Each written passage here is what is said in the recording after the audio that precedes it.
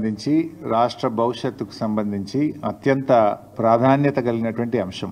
ఎందుకంటే water is life, నీరు జీవాధారం. దేశాల మధ్య, రాష్ట్రాల మధ్య పోరాటాలు, యుద్ధాలు జరుగుతాయంటే నీళ్ళ కోసం జరిగిన సందర్భాలు ఎన్నో ఉంటాయి. నీరు ఎంత ముఖ్యమైందో మనం చిన్నప్పుడు సింధు నాగరికత గురించో పుస్తకాల్లో చదువుకున్నప్పుడు ఎక్కడ నీరు ఉంటుందో అక్కడ నాగరికత ఉంటుందని కూడా చదివేవాళ్ళం. ఇవాళ తెలంగాణ ఉద్యమం పుట్టింది కూడా నీళ్ల నుంచే పుట్టింది. సో అంత ప్రాధాన్యత కలిగినటువంటి నీళ్లకు సంబంధించి ఈ రాష్ట్ర ప్రభుత్వము గుడ్లప్పగిచ్చి చూస్తూ రాష్ట్ర ప్రయోజనాలు తీవ్రంగా దెబ్బతింటుంటే, రాష్ట్రానికి తీరని నష్టం జరగబోతుంటే ఈ రాష్ట్ర ప్రభుత్వం పూర్తిగా విఫలం చెందుతూ ఉంది.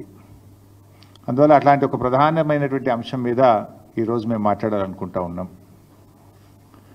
ఇలా కాంగ్రెస్ ప్రభుత్వం అధికారంలోకి వచ్చిన తర్వాత రాష్ట్ర సాగునీటి ప్రయోజనాలు కాపాడడంలో పూర్తిగా విఫలం చెందింది రేవంత్ రెడ్డి ప్రభుత్వం. నాడు సమైక్య ఆంధ్రప్రదేశ్లో సీమాంధ్ర నాయకుల వల్ల తెలంగాణ ప్రాంతానికి తీవ్రమైన నష్టం జరిగింది. నేడు స్వరాష్ట్రంలో కాంగ్రెస్ పాలకుల వల్ల, కాంగ్రెస్ నాయకుల రూపంలో ఈ రాష్ట్రానికి తీవ్రమైన నష్టం వాటిల్తా ఉంది. ఉమ్మడి పాలనలో కొనసాగిన జలదోపిడి నేడు కాంగ్రెస్ పాలనలో కూడా మళ్ళీ మొదలైంది. ఆనాడు ఉమ్మడి రాష్ట్రంలో కూడా ఇదే తెలంగాణ కాంగ్రెస్ నాయకుల చేతగాంతనం వల్ల, ఇదే తెలంగాణ కాంగ్రెస్ పార్టీ నాయకుల యొక్క పదవుల కోసం పెదవులు మూసిన తీరు వల్ల ఆనాడు స్వరాష్ట్రంలో తీవ్రమైన నష్టం జరిగింది. నేడు కూడా మరి గురుదక్షిణ చెల్లించుకుంటున్నారా, పదవులు కాపాడుకోవడానికి పాకులాడుతున్నారా, కారణాలు ఏమైనా కూడా ఈ రాష్ట్రానికి, ఈ రాష్ట్ర ప్రజలకు శాశ్వత ద్రోహానికి ఈరోజు కాంగ్రెస్ పార్టీ పాల్పడతా ఉంది. ఒకటి కాదు, రెండు కాదు, శాశ్వతంగా 200 టీఎంసీల గోదావరి జలాలను తరలించుకుపోయేటువంటి కుట్ర జరుగుతూ ఉంది. గోదావరి బంకచర్ల ప్రాజెక్ట్ ఏదైతే ఆంధ్రప్రదేశ్ ప్రభుత్వం తలపెట్టిందో, ఈ ప్రాజెక్టు నిర్మాణం వల్ల తెలంగాణకు తీవ్రమైన నష్టం జరగబోతూ ఉంది. పైకి ఏం మాట్లాడుతున్నారు, ఏముంది, ఏదో సముద్రంలో కలిసే నీళ్లు తీసుకుపోతే తప్పేంది అని మాట్లాడుతూ ఉన్నారు. మరి గోదావరిలో అన్ని నీళ్లు ఉన్నదే నిజమైతే, సముద్రంలో కలిసే నీళ్ళు అయితే మరి తెలంగాణ రాష్ట్ర ప్రభుత్వము గోదావరి మీద ప్రాజెక్టులు చేపడితే ఎందుకు మోకాలడ్డం పెట్టినరు? తెలంగాణ ప్రభుత్వం చేపట్టిన ప్రాజెక్టులను రద్దు చేయాలని, అనుమతులు ఇవ్వొద్దని ఆ రోజు కేంద్ర ప్రభుత్వానికి లేఖల మీద లేఖలు ఎందుకు రాసినరు? ఇదే చంద్రబాబు నాయుడు గారి ప్రభుత్వము ఆ రోజు కాళేశ్వరం ప్రాజెక్టుకు మనకు అన్ని అనుమతులు వచ్చినాయి. ఒకటి, అన్ని ప్రాజెక్టుకు రావాల్సిన సిడబ్ల్యూసి నుంచి 9 డైరెక్టరేట్ల నుంచి తెచ్చాం, ఎన్విరాన్మెంట్ క్లియరెన్స్ తెచ్చాం, లాస్ట్కు టీఏసీ ద ఫైనల్ క్లియరెన్స్ కూడా ఆ రోజు మేము తెచ్చుకున్నాం.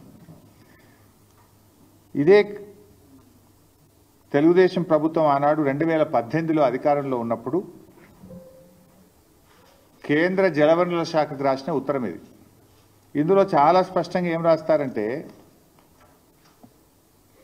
Kaleshwaram project unilaterally without approval from FRMB, Apex Council or CWC against the provisions under section 84(3), 85D of AP Reorganization Act 2014. As per 11th schedule at para 7 of AP Reorganization Act 2014, no new projects based on water resources arrived at based on appropriate dependability criteria on Godavari or Krishna rivers can be taken up by the state of Telangana or state of Andhra Pradesh without obtaining sanction from Apex Council. ఇది మీరు రాసిందే. అయితే ఆ రోజు కేంద్ర ప్రభుత్వం కాళేశ్వరం కొత్త project కాదు, Pranahita Chevella కొనసాగింపే Kaleshwaram project అని చెప్పి ఆ రోజు కాళేశ్వరానికి కేంద్ర ప్రభుత్వం అన్ని అనుమతులు కూడా ఇచ్చింది. ఇట్లా చాలా ఉత్తరాలు రాశారు.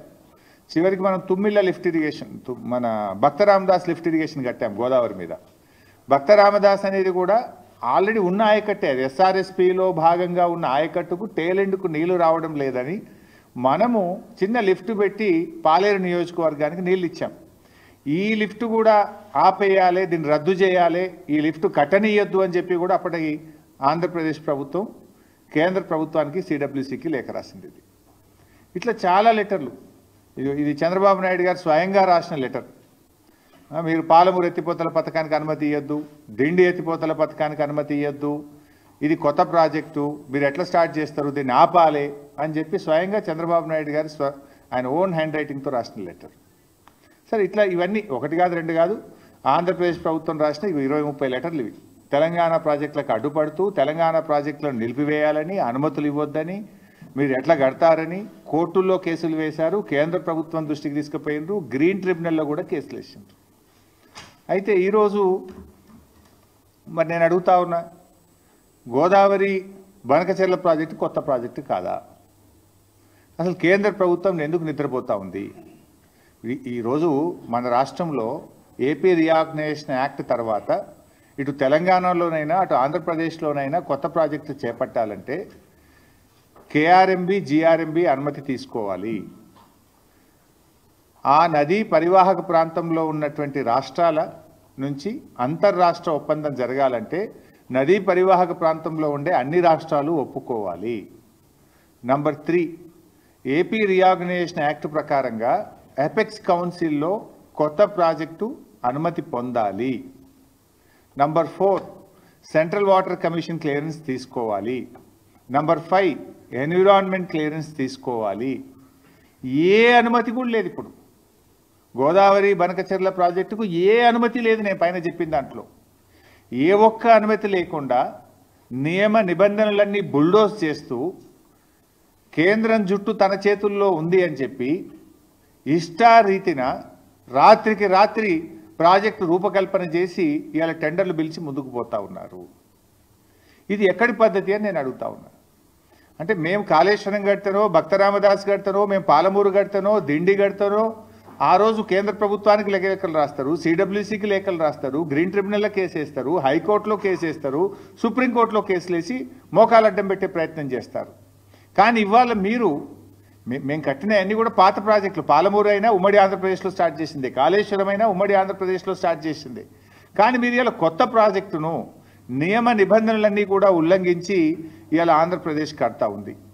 ఇది జరుగుతూ ఉంటే మరి మన ముఖ్యమంత్రి గారు పోయినసారి అసెంబ్లీలో మాట్లాడిన రేవంత్ రెడ్డి బడ్జెట్లో మనకు గుండు సున్నా పెట్టినరు, మన ప్రాజెక్టులకు అనుమతిస్తలేరు, మనకు ఏమీ రావడం లేదు, నేను నీతి ఆయోగ్ మీటింగ్ను బైకాట్ చేస్తున్నా అని చెప్పి అసెంబ్లీలో చెప్పిండు.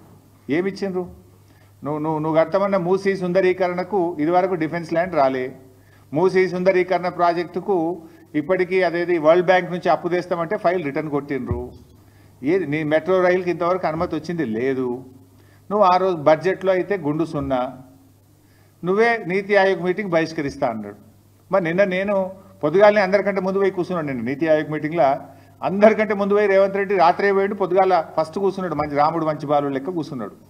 నేను అనుకున్నా దీని గురించి మాట్లాడతాడేమో, ఈ గోదావరి బంకచెర్ల ప్రాజెక్టు గట్టిగా ఎదిరించడానికే పోయిండేమో, నిలదీయడానికే పోయిండేమో ప్రధానమంత్రిని అని నేను అనుకున్నా. కానీ చూస్తే అసలు ఈ ప్రాజెక్టు గురించి మాట్లాడిన సందర్భం కూడా లేదు. ప్రధానమంత్రిని వ్యక్తిగతంగా కలిసి కూడా ప్రెస్ నోట్ రిలీజ్ చేస్తే దీని మీద మాట్లాడిన పరిస్థితి లేదు. ఏం జరుగుతూ ఉంది? రేవంత్ రెడ్డి మాట్లాడాడు, ఉత్తమ్ కుమార్ రెడ్డి అయితే అసలే మాట్లాడాడు. ఏం చేస్తున్నాడు? నీటిపారుదల శాఖ మంత్రి ఏం చేస్తున్నట్టు, ముఖ్యమంత్రి ఏం చేస్తున్నట్టు, ఈ రాష్ట్రానికి ఇంత తీవ్రమని నష్టం జరగబోతూ ఉంటే ఎందుకు స్పందించరు? ఇవాళ మనకు గోదావరిలో 959 టీఎంసీల నీళ్లను బచావత్ ట్రిబ్యునల్ మన రాష్ట్రానికి ముఖ్యంగా తెలంగాణ ప్రాంతానికి కేటాయించింది.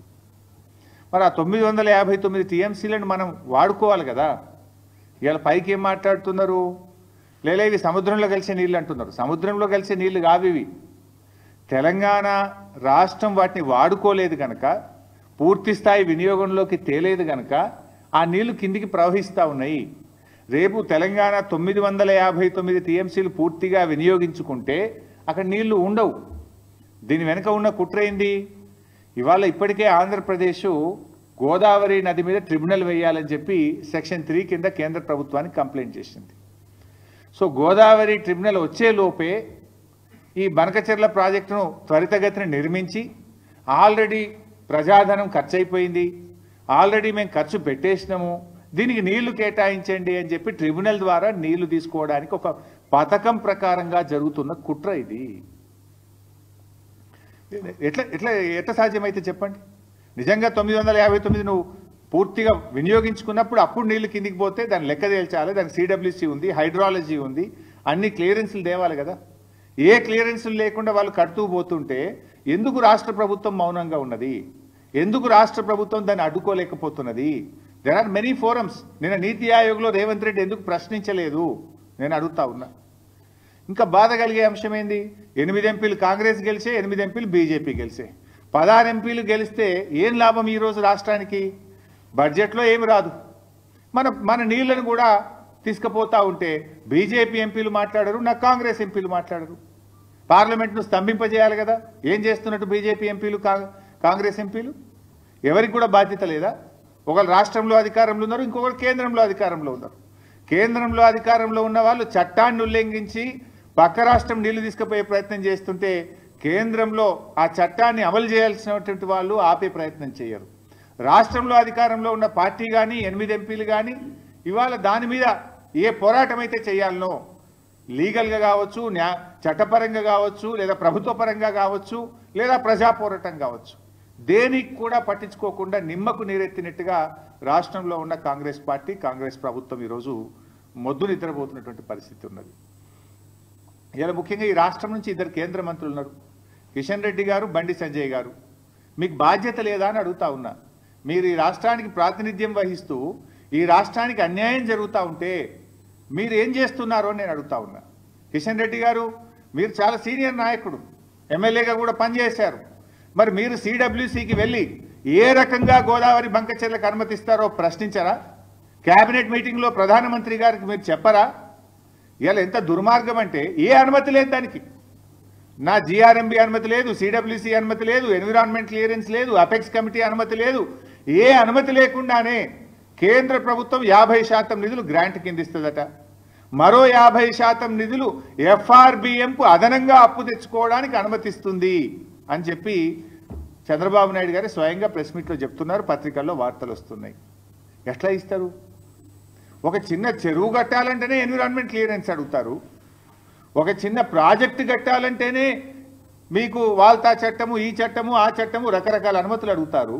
ఇంత పెద్ద ప్రాజెక్ట్, ఇంటర్లింకింగ్ ఆఫ్ రివర్స్, ఒక నదిని ఇంకో నదికి కలిపేటువంటి ప్రాజెక్టుకు మరి దాంట్లో అంతర్రాష్ట్ర సమస్యలు కూడా ఉన్నాయి. మహారాష్ట్ర ఉంది, కర్ణాటక ఉంది, తెలంగాణ ఉంది. పైన ఎగువ ఉన్న రాష్ట్రాల అభిప్రాయాలు తీసుకోరా? జిఆర్ఎంబి అనుమతి తీసుకోరా? ఇవి లేకుండా మరి ఎట్లా కేంద్ర ప్రభుత్వం ఆర్థికపరమైన అనుమతిస్తుంది? ఎట్లా కేంద్ర ప్రభుత్వం ఈ ప్రాజెక్టు కట్టడానికి అనుమతిస్తుంది? మరి కేంద్రం అనుమతిస్తుంటే ఆ ప్రభుత్వంలో ఉన్న కిషన్ రెడ్డి, బండి సంజయ్లు ఎందుకు మౌనంగా ఉంటున్నారు? రాష్ట్ర ప్రయోజనాలు మీకు పట్టవా? మీ పదవులే మీకు ముఖ్యమా? తెలంగాణ రాష్ట్ర ప్రయోజనాలు మీకు ముఖ్యమా అని నేను అడుగుతా ఉన్నా. మీకు బాధ్యత లేదా అని నేను అడుగుతా ఉన్నా. అడగండి, ప్రశ్నించండి, మన రాష్ట్ర ప్రయోజనాలు కాపాడండి. అవసరమైతే కిషన్ రెడ్డి గారు ఆల్ పార్టీ డెలిగేషన్ లీడ్ చేయండి, మేమందరం వస్తాం ప్రధానమంత్రి గారి దగ్గరికి. ఈ రాష్ట్రం నుంచి కేంద్ర కేబినెట్ మంత్రిగా ఉన్న కిషన్ రెడ్డి గారు అన్ని పార్టీలను తీసుకుపోయి తెలంగాణ ప్రయోజనాలు కాపాడవలసిన బాధ్యత మీ మీద ఉన్నది. పదవిలో ఉండడం ముఖ్యం కాదు, ప్రజల ప్రయోజనాలు ముఖ్యం. ప్రజల యొక్క, ఈ రాష్ట్రం యొక్క ప్రయోజనాలు మీరు కాపాడలేకపోతే ఆ పదవిలో ఉండే అర్హత కూడా మీకు లేదు అని చెప్పి నేను మనవి చేస్తా ఉన్నా. ఎట్లా ఇస్తారు నిధులు? ఎట్లా ఇస్తారు? అసలు ఆ ప్రాజెక్టుకు జీరో పర్మిషన్స్. నైదర్ సిడబ్ల్యూసీ, నార్ జిఆర్ఎంబి, నార్ ఎన్విరాన్మెంట్ క్లియరెన్స్, నార్ ఇంటర్స్టేట్ అగ్రిమెంట్, నథింగ్. ఇక దానికి ఏ రకంగా ఇస్తారు అని నేను అడుగుతా ఉన్నా. ఇంకా ఉల్టా బాధ కలిగే అంశం ఏంటంటే తెలంగాణ ప్రభుత్వం అన్ని అనుమతులతో మనం కాళేశ్వరం ప్రాజెక్టును త్వరితగతిన పూర్తి చేయాలి, తెలంగాణ ప్రజల రైతుల దాహార్తిని తీర్చాలని చెప్పి మనము కేంద్ర ప్రభుత్వ సంస్థల నుంచి అప్పు తెచ్చుకున్నాం. ఇది ప్రైవేట్ బ్యాంకులు కాదు. రేవంత్ రెడ్డి లెక్క 170 కోట్ల బ్రోకర్ ఫీజు లంచం ఇచ్చి భూములు కుదబెట్టి షేర్ మార్కెట్లో తేలే మేము. కేంద్ర ప్రభుత్వ సంస్థ ఆర్ఈసి పిఎఫ్సి దగ్గర మనం అప్పు తెచ్చినాం. తెస్తే ఇదే కేంద్ర ప్రభుత్వం ఇది ఎఫ్ఆర్బిఎం కంటే అదనంగా ఉన్నది అని రికవరీ పెట్టింది. మన మీద రికవరీ పెట్టింది కేంద్ర ప్రభుత్వం. మీరు అప్పు తెచ్చింది ఎఫ్ఆర్బిఎం పరిమితి దాటారు అని చెప్పి మనకేమో రికవరీ పెట్టారు. కానీ ఇప్పుడు ఆంధ్రప్రదేశ్కి ఏమంటున్నారు, మీకు 40,000 కోట్లు గ్రాంట్గా ఇస్తాం, ఇంకో 40,000 కోట్లు అదనంగా అప్పు తెచ్చుకోవడానికి ఎఫ్ఆర్బిఎం పరిమితులు దాటి కూడా మీకు పర్మిషన్ ఇస్తాం. అంటే ఆంధ్రప్రదేశ్కో నీతి, తెలంగాణకో నీతి. ఏం మేము భారతదేశంలో భాగంగా కాదా? మరి భారతదేశ అభివృద్ధిలో తెలంగాణ భాగస్వామ్యం లేదా?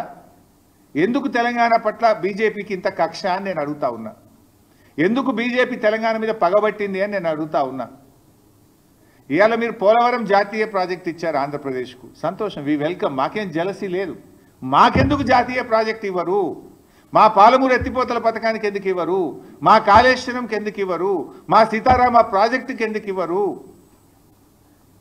ఆంధ్రప్రదేశ్కి ఆల్రెడీ పోలవరం జాతీయ ప్రాజెక్ట్ ఇచ్చారు. ఇప్పుడు రెండవది గోదావరి బంకచెర్లకు కూడా 80,000 కోట్ల రూపాయలు ఇస్తామంటున్నారు. దానికి 80,000 ఇస్తారు, పోలవరంకు 80,000 కోట్లు, దాదాపు 80,000 దాటుతుంది పోలవరం కూడా. అంటే 1,60,000 కోట్ల రూపాయలు ప్రాజెక్టుల నిర్మాణానికి ఆంధ్రప్రదేశ్కు సమకూరుస్తున్నారు. అందులో ఒక పై సంబంధం అన్న తెలంగాణకి ఇచ్చారా? 1%, 1,600 కోట్లని ఇచ్చారా అని అడుగుతా ఉన్నా నేను. ఇయ్యనప్పుడు 8 ఎంపీలు బీజేపీ గెలిచి ఏం ప్రయోజనం? 2 కేంద్ర మంత్రులు ఈ రాష్ట్రం నుంచి ఉండి ఏం ప్రయోజనం? మీరున్నది పదవులు అనుభవించడానికా, ప్రజలకు సేవ చేయడానికా? ఈ రాష్ట్ర హక్కులు కాపాడడానికా?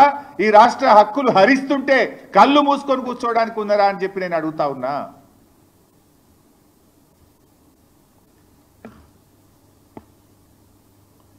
ఇలా బీజేపీ తెలంగాణకు ద్రోహం చేస్తూ ఉంది. ఇది తీవ్రమైన ద్రోహం. అరే మా ప్రాజెక్టులకు ఇప్పటికీ అనుమతులు ఇయ్యరు. మా సమ్మక్క సాగర్ ఇప్పటికీ ఇంకా అనుమతులు రాలేదు. మా పాలమూరు డిపిఆర్ను రిటర్న్ పంపించిండ్రు. మా దిండి ప్రాజెక్టుకు అనుమతులు ఇయ్యరు. మా ఏమో అనుమతులు ఇయ్యరు. పక్క రాష్ట్రానికి అనుమతులు లేకుండా నిధుల వర్షాన్ని కురిపిస్తున్నారు, కనక వర్షాన్ని కురిపిస్తున్నారు. ఏ అనుమతులు లేకున్నా కూడా నిధులు ఇస్తాం, ప్రాజెక్టులు కట్టండి అంటున్నారు. ఇది ఎక్కడి నీతి? మరి ఈ రాష్ట్రం నుంచి బీజేపీకి ప్రాతినిధ్యం వహిస్తున్న వాళ్ళకు బాధ్యత లేదా అని చెప్పి నేను అడుగుతా ఉన్నా. ఈరోజు కిషన్ రెడ్డి గారు చొరవ చూపాలి. అవసరమైతే మీరే ఆపండి, లేదంటే అఖిలపక్షాన్ని తీసుకుపోయినా సరే ఈ గోదావరి బనకచెర్ల ప్రాజెక్టు అక్రమ ప్రాజెక్టును నిలిపాలి, ఆపివేయాలని చెప్పి నేను డిమాండ్ చేస్తా ఉన్నా. లేదంటే మేమందరం ఢిల్లీకి వచ్చి సిడబ్ల్యూసి కార్యాలయం ముందు బీఆర్ఎస్ పార్టీ ఆధ్వర్యంలో ధర్నా నిర్వహిస్తాం. కేంద్ర ప్రభుత్వ యొక్క ద్వంద్వ నీతిని ఢిల్లీ వేదికగా ఎండగట్టామని చెప్పి కూడా హెచ్చరిస్తా ఉన్నాం.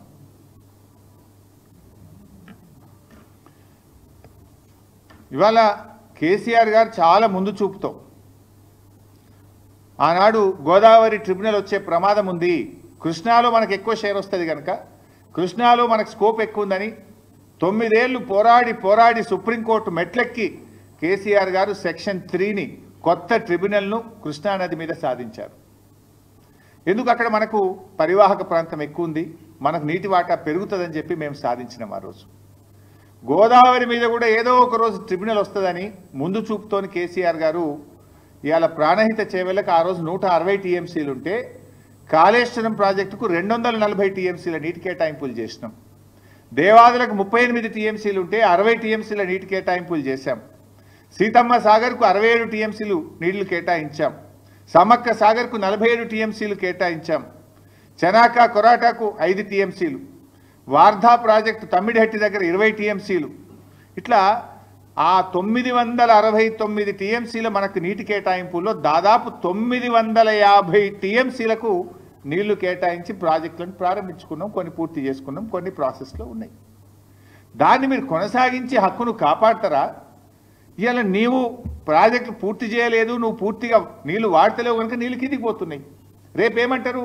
ట్రిబ్యునల్ వచ్చినప్పుడు అరే గన్ని వందల వేల కోట్లు 80,000 కోట్లు పెట్టి కట్టింది కదా, ఆ ప్రాజెక్టును మూలకు పెడతామా, ప్రజాధనం వృధా అవుతుంది కదా, నేషనల్ వేస్ట్ కదా అని రేపు నీళ్ళు కేటాయిస్తారు కదా. ఇది ఒక కుట్ర, ఇది ఒక పథకం ప్రకారంగా జరుగుతుంది. మరి అన్ని నీళ్లు ఉన్నాయి, సముద్రంలో కలుస్తున్నాయి నిజమే అయితే చంద్రబాబు నాయుడు గారు ఆ రోజు కాళేశ్వరం ప్రాజెక్టు అనుమతులు ఎందుకు రద్దు చేయమన్నాడు? ఆ రోజు భక్త రామదాస్ ప్రాజెక్టు అనుమతులు ఎందుకు రద్దు చేయమన్నాడు? దీనికి సమాధానం చెప్పాలి కదా.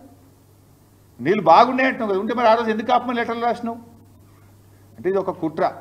ఇప్పటికైనా రాష్ట్ర ప్రభుత్వం మేల్కోవాలని చెప్పి కూడా నేను విన్నవిస్తా ఉన్నా. ఎందుకంటే అవి వరద జలాలు కాదు, తెలంగాణ రాష్ట్ర ప్రభుత్వం పూర్తి స్థాయిలో వినియోగించకపోవడం వల్ల కిందికి పోతున్నటువంటి జలాలు అవి. ఇకపోతే మరొక విషయంలో బీజేపీ తెలంగాణకు ద్రోహం చేస్తూ ఉంది. ఇప్పుడు బచావత్ ట్రిబ్యునల్, గోదావరి ట్రిబ్యునల్ ఒక అవార్డు ఇచ్చింది. పోలవరం ద్వారా 80 టీఎంసీల నీళ్లను మళ్లించినట్టయితే, ఏది కృష్ణా పరివాహక ప్రాంతానికి మళ్లించినట్టయితే ఆ 80 టీఎంసీలు పైన ఎగువన ఉన్న రాష్ట్రాలకు చెందుతాయి అని స్పష్టంగా బచావత్ అవార్డు ఇచ్చింది. బచావత్ అవార్డు అనేది భగవద్గీత ఈ దేశంలో, అది సుప్రీంకోర్టు కూడా దాంట్లో ఇంటర్ఫియర్ కాదు, అది భగవద్గీత లాంటిది. ఆ బచావత్ అవార్డు ఏం చెప్పిందంటే ఆ 80 టీఎంసీల్లో తెలంగాణకు 45 టీఎంసీలు, అదేవిధంగా కర్ణాటకకు 25 టీఎంసీలు, మహారాష్ట్రకు 14 టీఎంసీలు అని చెప్పింది. ఆ బచావత్ అవార్డు ప్రకారం కర్ణాటక అప్లై చేసింది సిడబ్ల్యూసీకి. ఇగో వాళ్ళు ఆంధ్రప్రదేశ్ వాళ్ళు పట్టిసీమ పెట్టి నీళ్లు డైవర్ట్ చేసిండ్రు, మాకు 25 టీఎంసీలు ఇవ్వండి అంటే అప్పర్ భద్రా ప్రాజెక్టుకు 25 టీఎంసీలు కేటాయిస్తూ ఢిల్లీ వాళ్ళు సిడబ్ల్యూసీ అనుమతి ఇచ్చేసింది. అదేవిధంగా మహారాష్ట్ర వాళ్ళు కూడా ఈ 14 టీఎంసీలు మాకు చెందుతాయి, బచావత్ అవార్డు ఇచ్చింది. ఎందుకంటే వాళ్ళు పోలవరంకు నీళ్లు డైవర్ట్ చేసిండ్రు అంటే ఆ 14 టీఎంసీలను అలో చేస్తూ కేంద్ర బీజేపీ ప్రభుత్వం సెంట్రల్ వాటర్ కమిషన్ అనుమతిచ్చింది.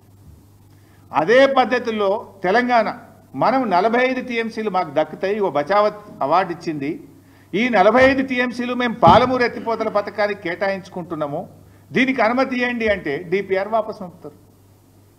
అంటే ఒక అవార్డులో 3 రాష్ట్రాలకు కేటాయించారు, 45 తెలంగాణకు, కర్ణాటకకు 25, మహారాష్ట్రకు 14. కర్ణాటక 25 ఒప్పుకుంటావు, మహారాష్ట్ర 14 ఒప్పుకుంటావు, తెలంగాణ 45 ఎందుకు ఒప్పుకోవు? ఇది బీజేపీకి తెలంగాణ పట్ల ఉన్న వివక్షకు నిదర్శనం, కుట్రకు నిదర్శనం, కక్షకు నిదర్శనం.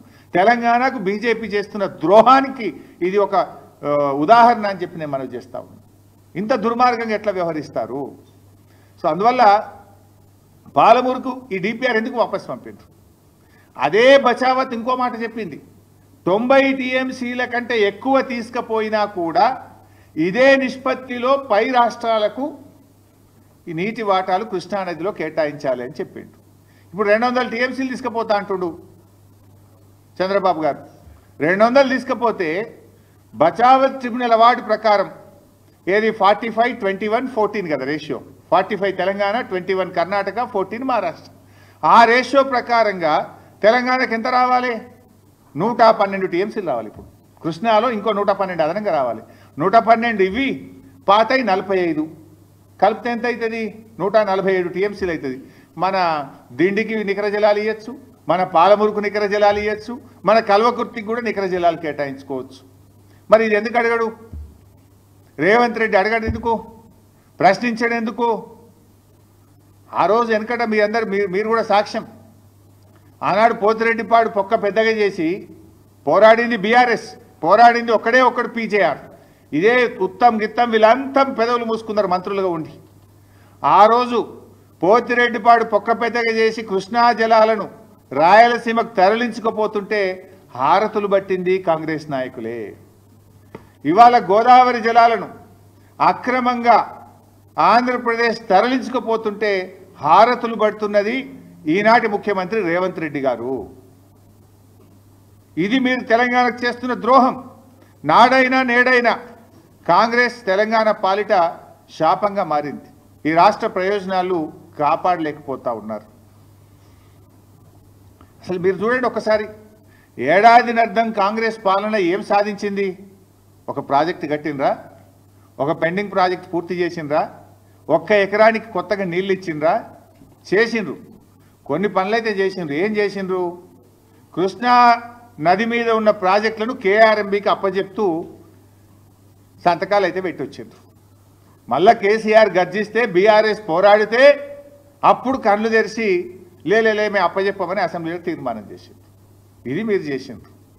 పెద్దవాగు కొట్టుకపోయింది, వట్టెం పంప్ హౌస్ మునిగిపోయింది, ఎస్ఎల్బీసీ టనల్ కుప్పగూలిపోయింది.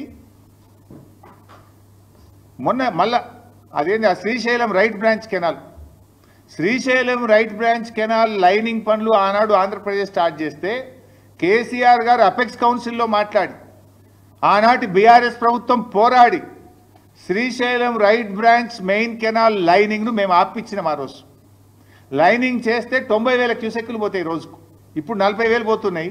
లైనింగ్ చేస్తే 90,000 పోతుంది. ఇది చేయరాదు, ఇది అక్రమము, దీనికి అనుమతి లేదు అని మేము పోరాడి ఆ రోజు ఆపించినాం. ఇవాళ రేవంత్ రెడ్డి ప్రభుత్వం రాగానే లైనింగ్ స్టార్ట్ అయింది. వీళ్ళు కళ్ళు మూసుకున్నారు, మాట్లాడలేరు.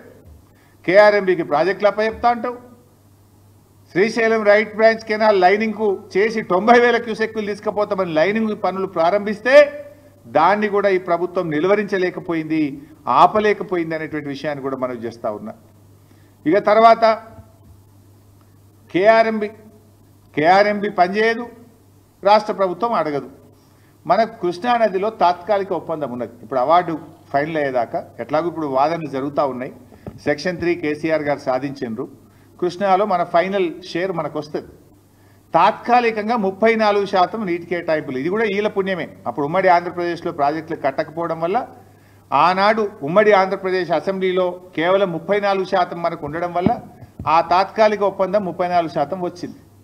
34% జలాలు తెలంగాణ వాడుకునే హక్కును కలిగి ఉంటే ఈ రేవంత్ రెడ్డి ప్రభుత్వం యొక్క చేతగానితనం వల్ల, ఉత్తమ్ కుమార్ రెడ్డి ఉత్తుత్త మాటల వల్ల ఇవాళ తెలంగాణ 65 టీఎంసీల నీళ్లను తక్కువ వాడుకున్నది ఈ సంవత్సరం. We're able to use only 27%, ever lowest after formation of the state. Telangana రాష్ట్రం ఏర్పడ్డ తర్వాత ఏ సంవత్సరం కూడా కృష్ణానదిలో ఇంత తక్కువ నీళ్లను వాడలేదు. ఎప్పుడైనా 34, 35, 36, 38 వాడినాం. కానీ రేవంత్ రెడ్డి ప్రభుత్వం యొక్క పట్టింపు లేకపోవడమా, పరిపాలన సామర్థ్యం లేకపోవడమా, లేదా గురుదక్షిణ చెల్లించుకోవడంలో భాగమా, కారణం ఏదైనా 27% నీళ్లను మాత్రమే తెలంగాణ ప్రభుత్వం వాడుకున్నది. రోజు పెద్ద పెద్ద మాటలు మాట్లాడతావు కదా ఉత్తమ్ కుమార్ రెడ్డి, దీని మీద ఎందుకో మాట్లాడవు? చెప్పిందే చెప్పి అబద్ధాల పాట పాడుతుంటావు కదా కాళేశ్వరం మీద. ఇక్కడ నువ్వు ఫెయిల్ కాలేదా? నువ్వు అసెంబ్లీలో 6 ప్రాజెక్టులు పూర్తి చేస్తే 6,50,000 ఎకరాలకు ఇస్తా నువ్వు మొదటి ఏడాది అర్థమైంది. 6,000 ఎకరాలకు కూడా నీళ్ళు ఇయ్యలే. అంటే ఇట్లా మీరు చూస్తే కేఆర్ఎంబీ మీద ప్రాజెక్టులు అప్పచెప్తారు. కృష్ణానదిలో మనకు 34% వాటా ఉంటే కేవలం 27% వాడి 65 టీఎంసీలు ఈ సంవత్సరం తక్కువ వాడుకున్నాం. అందువల్ల ఇలా ఖమ్మంలో పంటలు ఎండినాయి, నల్లగొండలో పంటలు ఎండినాయి, సూర్యాపేటలో పంటలు ఎండినాయి, మహబూబ్ నగర్లో పంటలు ఎండే పరిస్థితి ఏర్పడ్డది. ఉన్న నీళ్లను కూడా వాడుకోలేని చేతగాని దద్దమ్మ ప్రభుత్వం ఈ కాంగ్రెస్ ప్రభుత్వం. శ్రీశైలం రైట్ బ్రాంచ్ కెనాల్కు లైనింగ్ అయితే దాన్ని ఆపలేవు. ఇప్పుడు గోదావరి బనకచెర్ల స్టార్ట్ చేస్తే దాని మీద కూడా కనీసం నిలువరించలేని పరిస్థితిలో ఉన్నావు. మరి నాకైతే అర్థం కాలే, నీతి ఆయోగ్ ఎందుకు పోయినావు నువ్వు? మొన్న అసెంబ్లీలోనే చెప్తివి వీళ్ళు బడ్జెట్లు ఏమి ఇస్తలేరు, మన ప్రాజెక్టులకు అనుమతి ఇస్తలేరు, నేను నీతి ఆయోగ్ బైకాట్ చేస్తున్నా, శాసనసభ అంతా సపోర్ట్ చేయాలంటే మేము కూడా బలాలు కొట్టినాం. అబ్బా ముఖ్యమంత్రి తెలివికొచ్చిండు, మొదట్లో బడేబాయి చోటబాయి అన్నాడు, బడేబాయి చోటబాయిల బంధం అర్థమైనట్టుంది, ఇప్పుడు కళ్ళు తెరిచిండు అని నేను అనుకున్నా. మరి నేను ఎందుకు ఉరికినావు? పోయినావు కనీసం మాట్లాడినావా నీతి ఆయోగ్లా? ఏంది ఏదో అధికారులతో ఉత్తరాలు రాపించి చేతులు దులుపుకోవడం కాదు రేవంత్ రెడ్డి. బీఆర్ఎస్ పార్టీ తరఫున మేము స్పష్టమైన డిమాండ్లు నీ ముందు పెడతా ఉన్నాం. ఏదో నువ్వు పైన అధికారులతో చీఫ్ ఇంజనీర్తో ఉత్తరం రాయించి మేము అపోజ్ చేసినామని చేతులు దులుపుకుంటే ఊరుకోం. మేము అవసరమైతే మా అధ్యక్షుడు కేసీఆర్ గారి ఆలోచన మేరకు పెద్ద ఎత్తున ప్రజా పోరాటానికి బీఆర్ఎస్ పార్టీ సిద్ధమవుతుంది. ఆనాడు జల పోరాటం చేసినాం తెలంగాణ ఉద్యమంలో. నీళ్ల కోసం ఇవాళ ఉద్యమించింది తెలంగాణ, నీళ్ల కోసం పోరాడింది తెలంగాణ. కానీ తెచ్చుకున్న తెలంగాణలో అప్పనంగా 200 టీఎంసీలు ఇలా ఆంధ్రప్రదేశ్ తీసుకుపోతుంటే ఈ రాష్ట్రంలో అధికారంలో ఉన్న కాంగ్రెస్ ప్రభుత్వం దాన్ని నిలువరించడంలో, దాన్ని ఆపడంలో, రాష్ట్ర ప్రయోజనాలు కాపాడడంలో పూర్తిగా వైఫల్యం చెందింది అని ఎంతో బాధతో నేను చెప్తా ఉన్నా ఈరోజు. అందువల్ల మేము బీఆర్ఎస్ పార్టీ పక్షాన సూటిగా కొన్ని డిమాండ్లు పెడతా ఉన్నాం. రేవంత్ రెడ్డి గారు ఇవాళ ఈ విషయం మీద సీరియస్నెస్, ఈ రాష్ట్రం యొక్క సీరియస్నెస్ కేంద్రానికి తెలవాలంటే, బీజేపీ మీద ఒత్తిడి తేవాలంటే వెంటనే అఖిలపక్ష సమావేశాన్ని పిలవాలని చెప్పి బీఆర్ఎస్ పార్టీ డిమాండ్ చేస్తూ ఉంది.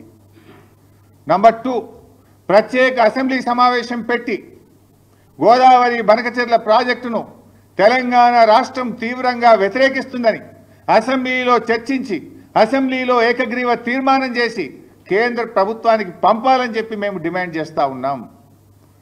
అదేవిధంగా సుప్రీంకోర్టుకు వెళ్ళాలి. ఇప్పుడు కేసీఆర్ గారు సెక్షన్ 3 తెచ్చిండు. ఎందుకు? It's the right of our state. Section 3 తెస్తే దాని మీద ఆంధ్రప్రదేశ్ సుప్రీంకోర్టుకు పోయింది, సుప్రీంకోర్టులో కేసు వేసింది. అది మన హక్కు మీదనే వాళ్ళు ఆ రకంగా కేసులు వేస్తే, ఏ హక్కు లేకుండా ఏ అనుమతులు లేకుండా వాళ్ళు గోదావరి బంకచెర్ల కడుతుంటే, కేంద్ర ప్రభుత్వం నిధులు ఇస్తుంటే నువ్వు సుప్రీంకోర్టుకు పోయి ఆపాల్సిన బాధ్యత నీకు లేదా? నీ ఎంపీలు పార్లమెంటు చేయాల్సిన బాధ్యత మీకు లేదా? నీతి ఆయోగ్ మీటింగ్లో ప్రశ్నించాల్సిన బాధ్యత నీకు లేదా? ఏం చేస్తున్నావు? నిద్రపోతున్నావా? ఆఫీసర్లతో ఉత్తరాలు రాసి చేతులు దులుపుకుందాం అనుకుంటున్నావా? తక్షణమే అఖిలపక్షం పిలవండి, ప్రత్యేక అసెంబ్లీ సమావేశం పెట్టి ఏకగ్రీవ తీర్మానాన్ని కేంద్రానికి పంపండి, సుప్రీంకోర్టులో కేసు వేసి న్యాయ ద్వారా మన రాష్ట్ర హక్కులు కాపాడండి, మీ ఎంపీలను వెళ్ళి పార్లమెంట్లో గట్టిగా ప్రశ్నించమని చెప్పండి.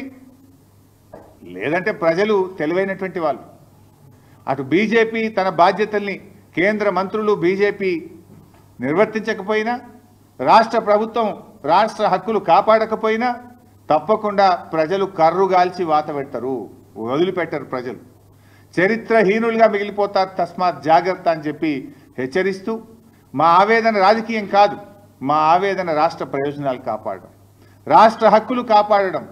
ఏ అనుమతులు లేకుండా రాత్రికి రాత్రి ప్రాజెక్టు పనులు ప్రారంభించబోతుంది. టెండర్లు పిలిచారు ఇప్పటికే. దానికి బీజేపీ ప్రభుత్వం వత్తాసు పలుకుతుంది. ఇప్పటికే ఒక జాతీయ ప్రాజెక్టు ఇవ్వడమే కాక ఈ ప్రాజెక్టుకు మరో 80,000 కోట్ల రూపాయలు కేంద్ర ప్రభుత్వం ఇస్తుంది.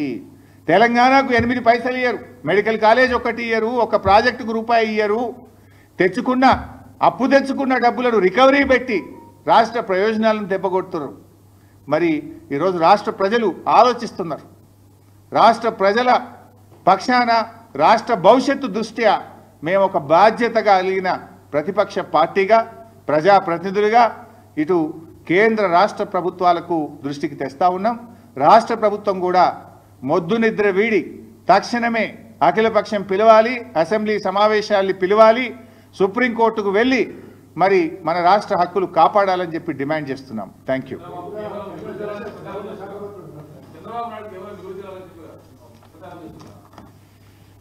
ఒకవేళ అవి మిగులు జలాలైతే తెలంగాణ తెచ్చుకున్న కాళేశ్వరం ప్రాజెక్టును అనుమతులు రద్దు చేయాలని ఎందుకు అడిగారు?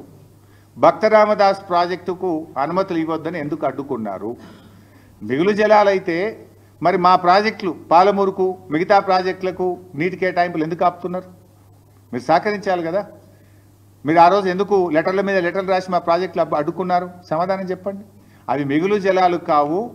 తెలంగాణ ప్రభుత్వం మనకు కేటాయించబడిన 959 టీఎంసీలను పూర్తిగా వినియోగించకపోవడం వల్ల కిందికి పోతున్నటువంటి జలాలు.